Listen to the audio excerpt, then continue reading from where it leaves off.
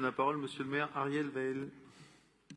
Merci, monsieur le maire. Il y a un instant, Dominique Quillemoes a dit, en parlant de mystique, que ce serait bien d'associer féminisme, radicalité et mystique.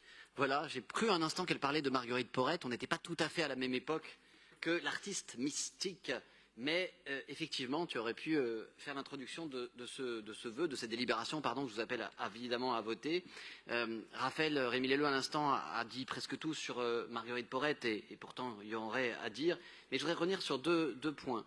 D'abord, le fait qu'avec cette dénomination, nous pouvons redresser un tort de l'histoire, un triple tort même. Tu as évoqué d'abord la relative obscurité qui se porte surtout lorsqu'on se tourne vers le passé lointain, vers le rôle des femmes dans l'histoire, mais en l'occurrence, quand en plus c'est l'histoire du Moyen-Âge qui a souvent longtemps connu un désamour, et en plus, ici, c'est une page relativement obscure de l'histoire des religions qui, évidemment, n'a pas été tellement mise en avant dans l'histoire officielle de la religion, et pour cause, puisque tu l'as expliqué, les Béguines étaient un ordre pas très français, mais qui a existé en France et qui a déplu fortement au point de pouvoir de se terminer, comme on sait, pour Marguerite Porete en l'occurrence.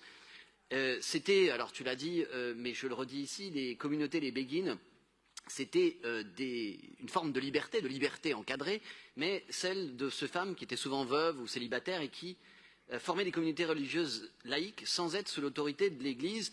Je ne vais pas vous raconter l'histoire de Marguerite Porete parce qu'elle est très très bien racontée dans un très beau livre que je voudrais ici citer, vous inciter à lire. Aline Kiner l'a écrit en 2017, ça s'appelle La Nuit des Béguines. Ça raconte exactement l'histoire de Marguerite Porete et elle est morte d'ailleurs peu après Aline Kiner. Je voudrais lui rendre aussi hommage ici en la citant.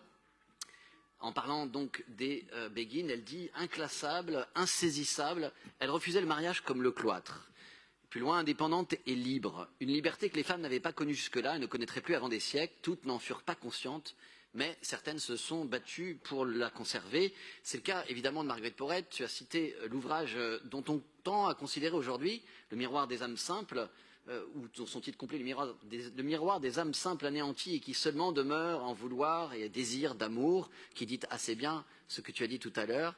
Et cet ouvrage est aujourd'hui considéré comme un chef-d'œuvre de la littérature médiévale depuis relativement peu on s'y intéresse surtout, et il est brûlé, tu l'as dit aussi, il est brûlé avant que ce soit son autrice elle-même qui soit brûlée en place de Grève, confirmant d'ailleurs la célèbre phrase de Heinrich Heine, là où on brûle des livres, on finit par brûler des hommes, en l'occurrence des femmes.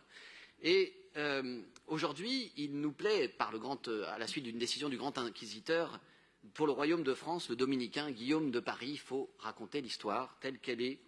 Et il nous plaît non seulement de nommer une place, donc en redressant ce triple tort de l'histoire, de nommer une place au nom de Marguerite Porete, il nous plaît aussi de le faire évidemment dans le centre de Paris, où ça a tout son sens, puisque d'abord, c'est le lieu du béguinage, peut-être l'un des seuls béguinages connus à Paris.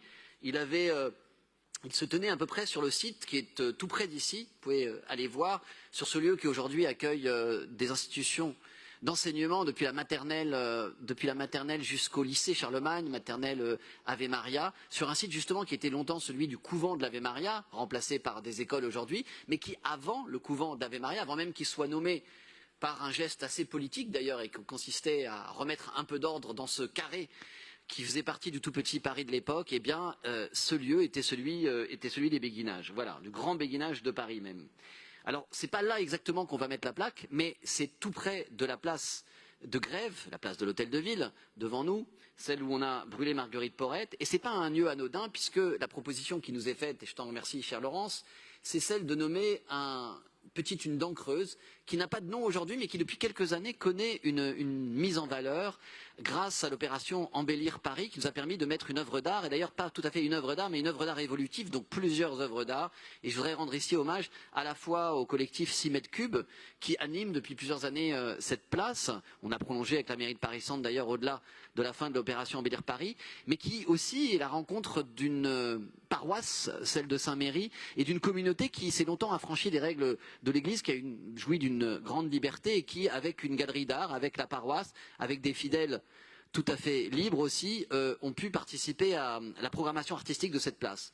Voilà, vous l'avez compris, aujourd'hui, en ce moment, il y a une œuvre d'art d'ailleurs qui s'appelle Speaker's Corner, qui rend hommage à la liberté d'écrire, à la liberté de parler, Et je souhaiterais faire une proposition au moment de conclure cette délibération.